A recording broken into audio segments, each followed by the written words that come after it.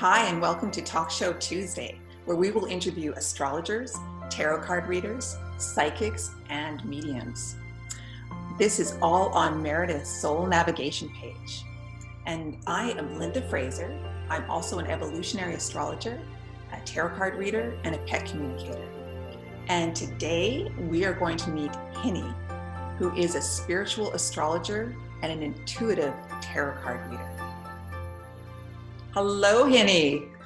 Hiya, Linda. How are you doing? Oh, so great. Thank you so much. Where and when did you discover your gifts? Well, I am across the pond from you here in lovely, cold England. And I live in London. I'm from Northumberland, but I've been living in London for a decade now. And that's where I discovered my talents, if you like.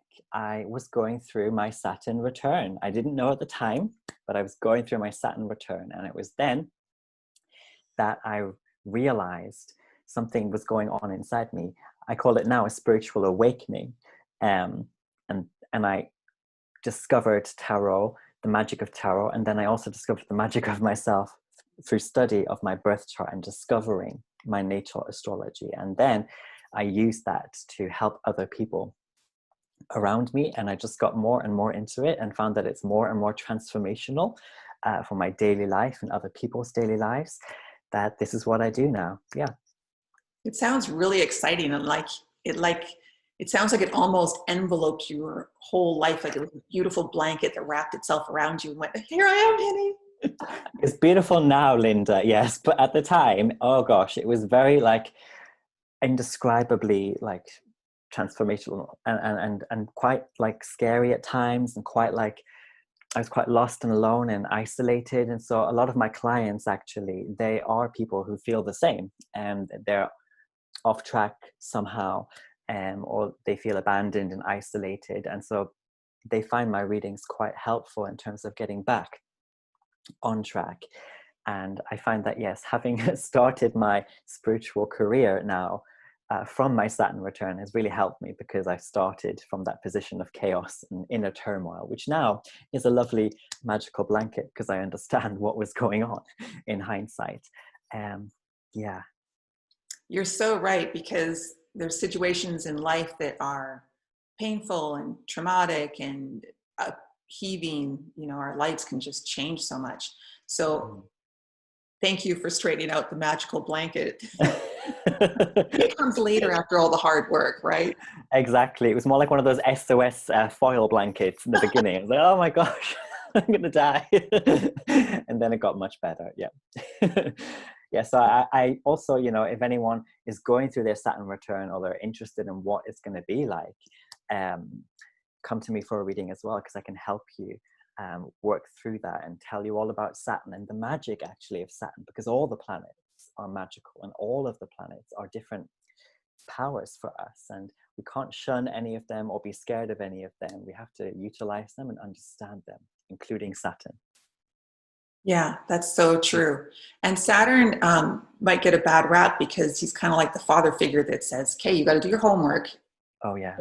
Oh yes, absolutely. You can't skip any steps. But I love that you have that visceral experience of going through Saturn return and being able to connect that with the planets, because it's so powerful when you can put it into perspective. Like, Saturn is the father figure, and maybe Mercury's involved there, so our mind would be involved in how they interact and how you can get through an experience that might be a little bit tough if you have the knowledge and the tools of what you can use. Did I simplify that enough? Yeah, you did. That's brilliant. That's brilliant.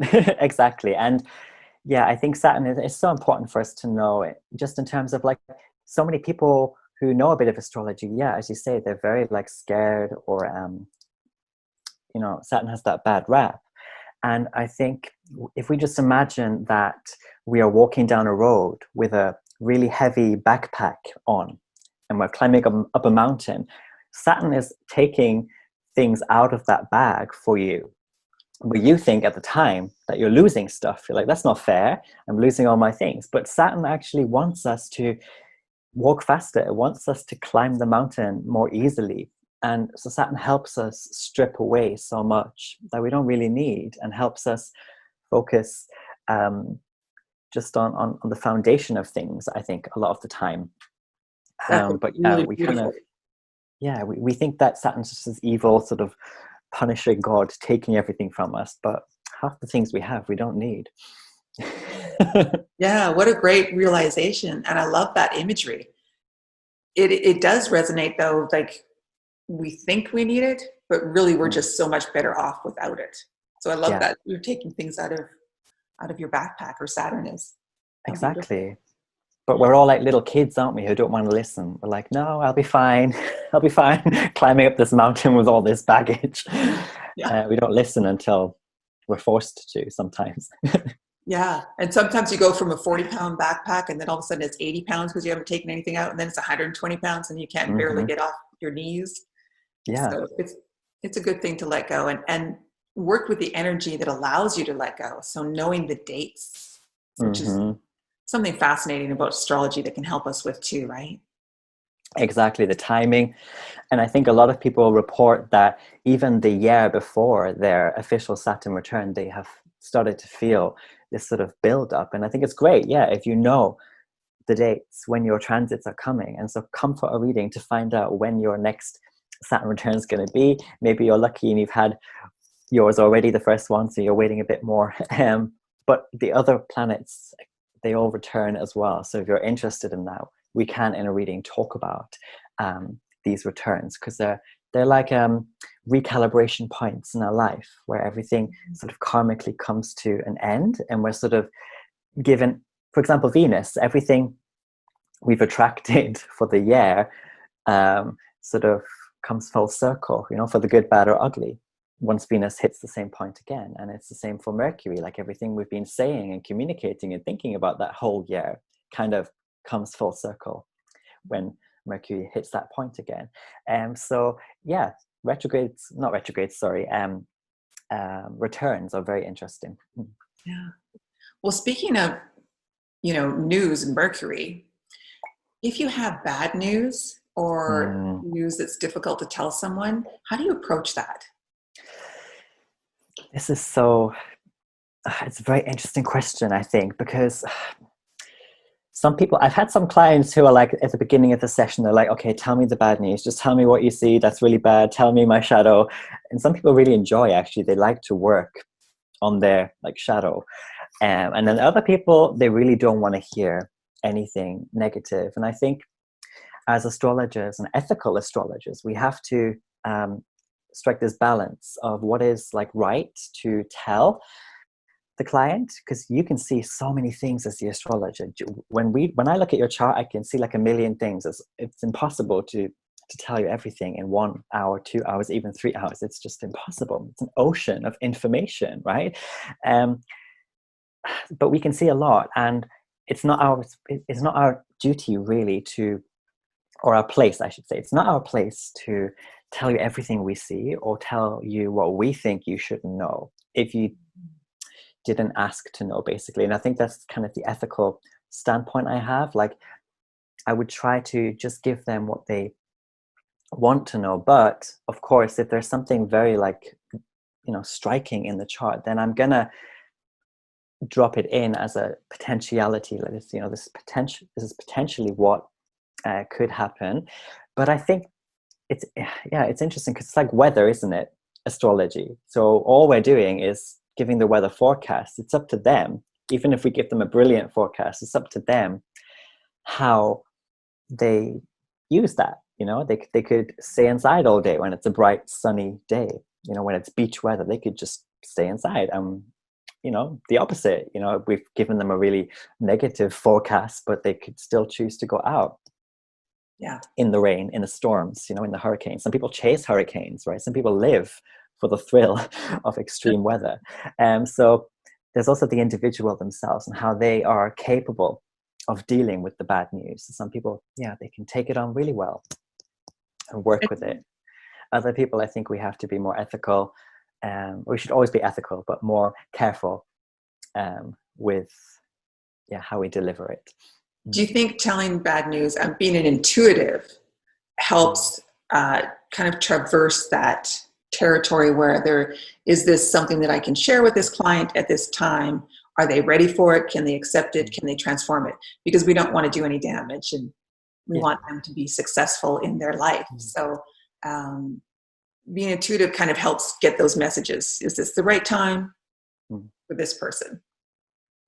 Yeah, exactly. Yes. You just sense in the reading, like you just sense if they need to hear it as well. Like you just sense, and that's something I keep in mind. Like, do they even need to like know about this yet? Especially if they're really young, like they might not need to be told all these Saturn return potentialities just yet. And you know, especially if it's their first birth chart reading, for example, you don't necessarily want to like talk about Uranus return and midlife crisis and all this sort of stuff.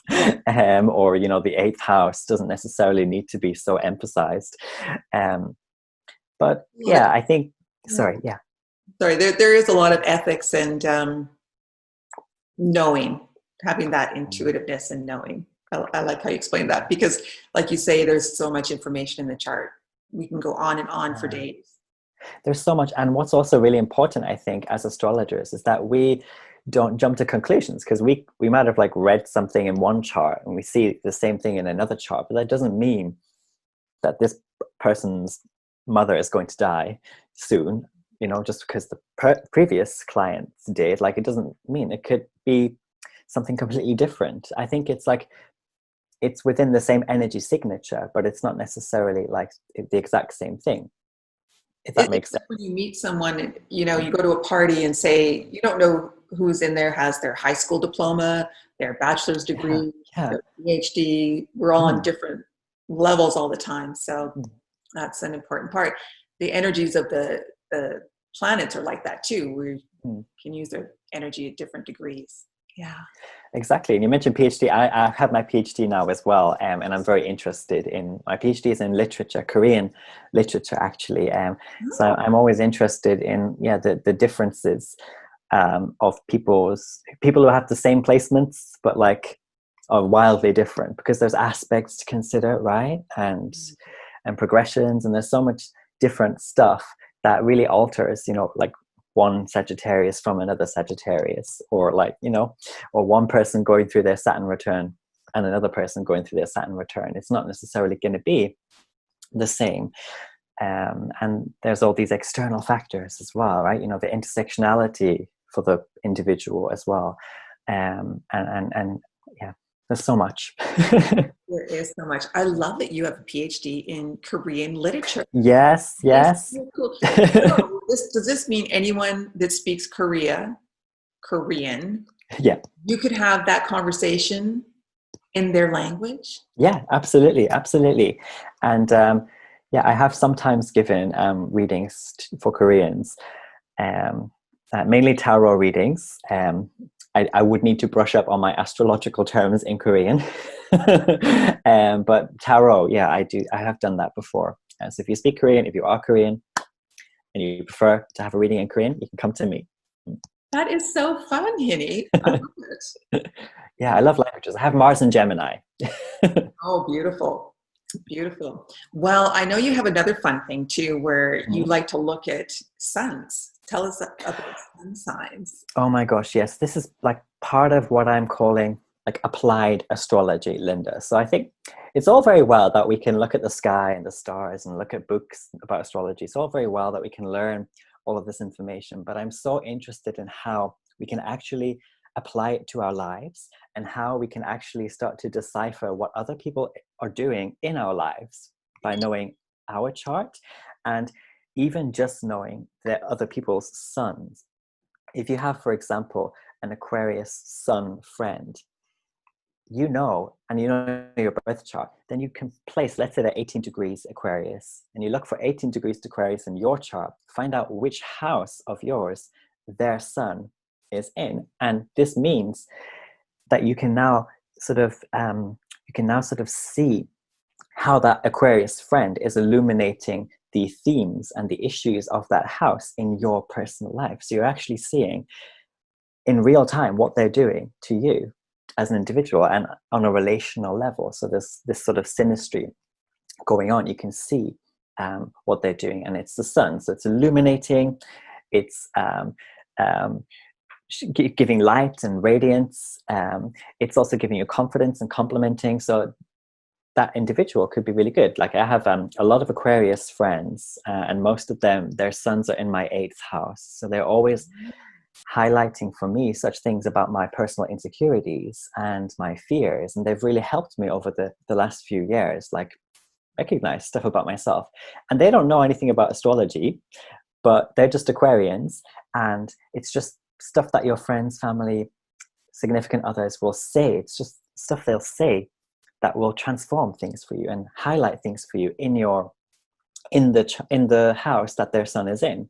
They're just illuminating all the time something in that house. And I find that fascinating. And if you come for a reading with me, I can show you what a particular individual is doing in your chart, not just their sun, but all of their planets. So their moon, where's their moon in your chart? This is someone then who's going to be able to intuit the themes and the issues of whichever house they have their moon in.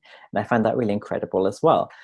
Because, this Aquarius friend might have their moon in your, let's say, your 12th house. So they can intuit things about your unconscious, your deepest unconscious. They can intuit your spirit, your hidden spirit. They can even intuit for you things like your hidden enemies. And that's very useful, right? We would love to know who can already detect my hidden enemies. Maybe your mother has a lot of planets in your 12th house, and your mother could help you, like, oh, that's not a good boyfriend. That's not a good friend. I wouldn't do that.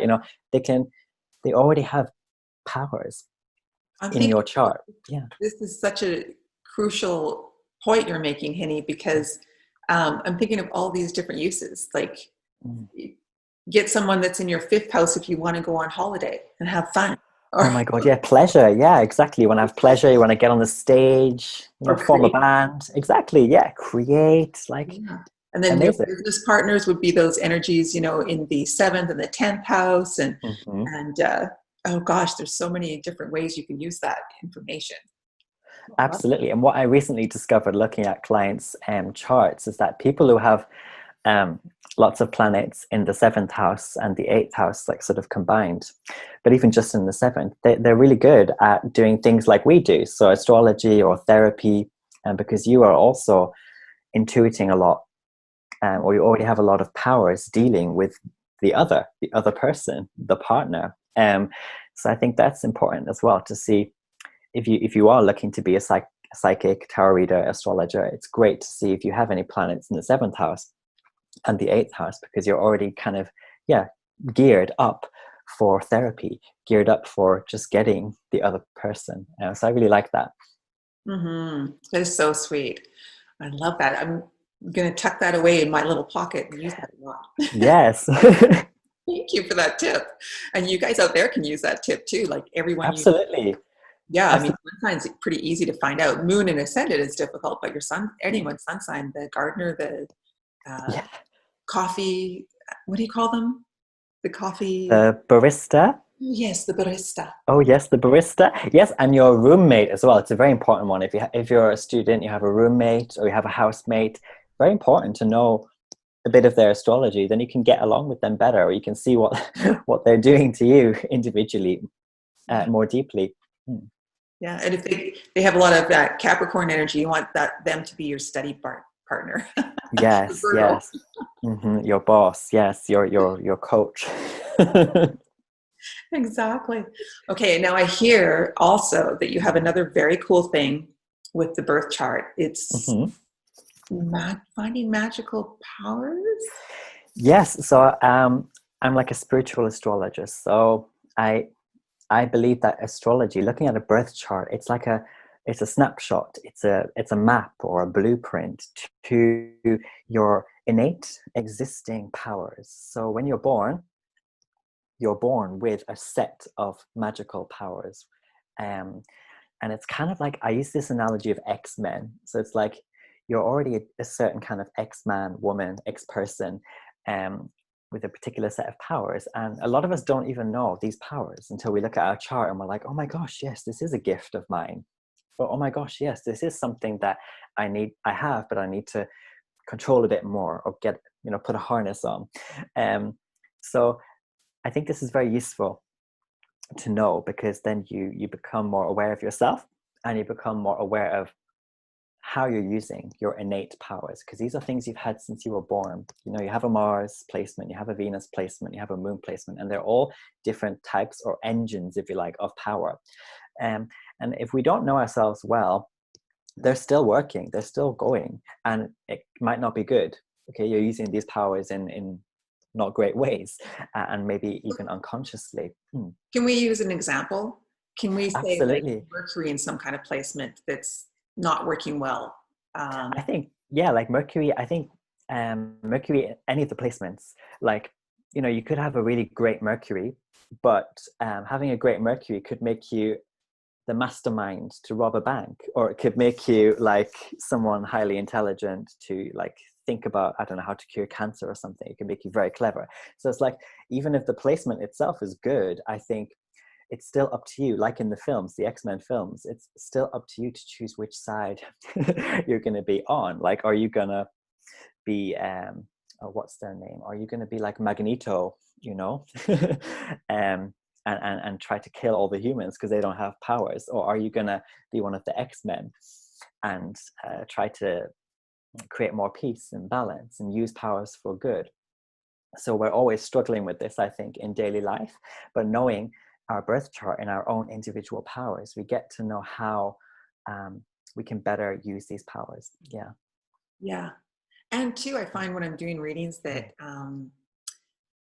there'll be somebody that kind of lives in their Saturn a little too long. And it's this striving, hard work. And then there's this Jupiter maybe that's sitting right across from the Saturn, and they're not tapping into that. It's really nice to get people aware that there's their Jupiter magical power that they've kind of ignored, and then they could kind of tap into that energy and bring more joy and light and frivolity. Oh my gosh, yes, exactly. And when you come for a reading with me and you know which planets are in which houses, it's even better, because you get whole new layers, right? It's like your 12th house planets can tell you about powers you have in your dreams, in your dreamscape. You have powers in your dreams.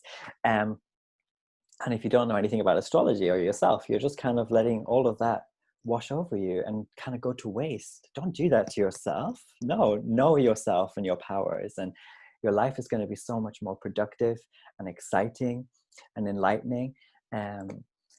So it's so crucial that we know our placements and our powers.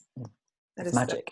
It is so true. I love that magic that you described, because they are just such beautiful energies that mean so much. Exactly. Beautiful energies. But again, they could be ugly energies, bad energies as well, because we all have free will. So that's important. Like if you're someone who's struggling with with your individual powers, like maybe you're too intense in some way, or you're too this, or you're too that, and you want to know how you can balance something. I sometimes get these clients who are too needy, for example, like their moon is positioned in a certain way that they are so needy, or they're so attached to certain things and people, and that this is the moon doing too much for them. Or sometimes Venus could be doing too much for them.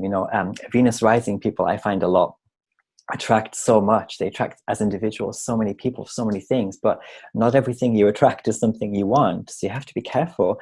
And Venus is not always good. So it's good to know like where we have like too much intensity, and you can come for a reading with me and find out how to strike that balance. Yeah, I love that. I love how you can delve right into someone's chart and see those energies and see the magic and know where to pull it out from. If they're struggling with something or if they need help, guidance. Yeah, exactly. And it's just, it's so much better when you know your inner workings and you're like, oh my gosh, yes, that's why. Yeah. Oh, beautiful, Hinny. So I know that right now Meredith is running an introductory rate. Where can people go to book a fabulous reading with you?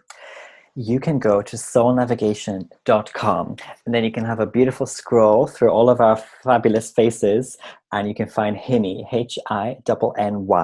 Hinny, like the mini, and click and see my services in more detail. And if I'm your cup of tea, yeah, pick me. Yeah.